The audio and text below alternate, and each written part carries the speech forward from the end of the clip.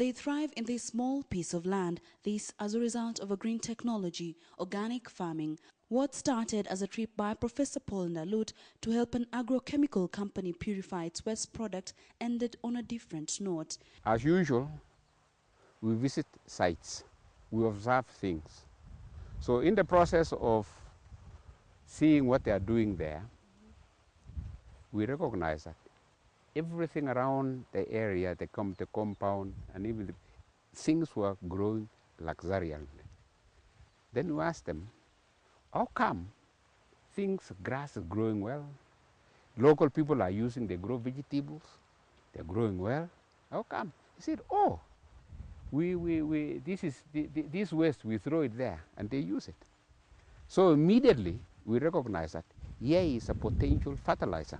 He took samples of the liquid wastewater from the company. After laboratory testing, Professor Ndalut and his students decided to use the waste material as fertilizer. The results were mind-boggling.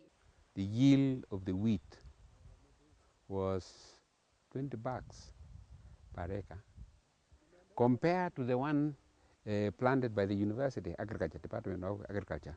You usually get about 10 bucks, 10, 11 bucks. Ndalut says they have achieved organic farming, which is good for a region whose soil is acidic as a result of too much DAP fertilizer constantly being used in the soil. And when it grows, you extract the carbon.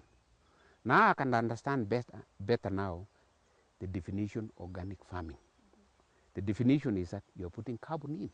The waste product that solidifies in the dry season contains a large percentage of carbon. This is good for crops. Ndalut and his students are now working on a way of making the organic fertilizer commercial so as to ease the burden of farming input on farmers.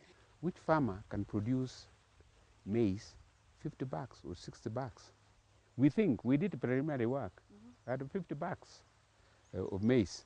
This wheat farm was put up as a show for farmers during the recent annual agribusiness trade fair in Chepkoilel.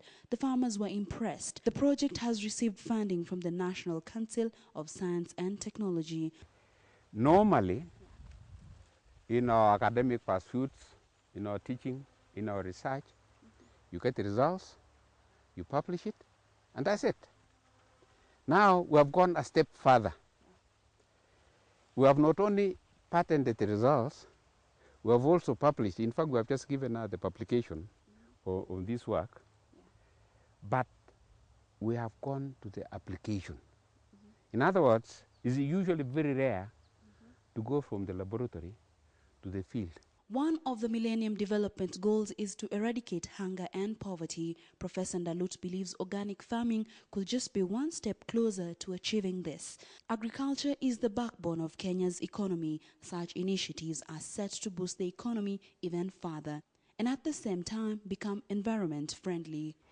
This is a sample of the waste product from Mohoroni Company. What was a problem is now seemingly a solution to organic farming in the region. All this, the evidence of it all. Mercy Kandi reporting for KTN at Chepkoilel in the county of Uasin Gishu.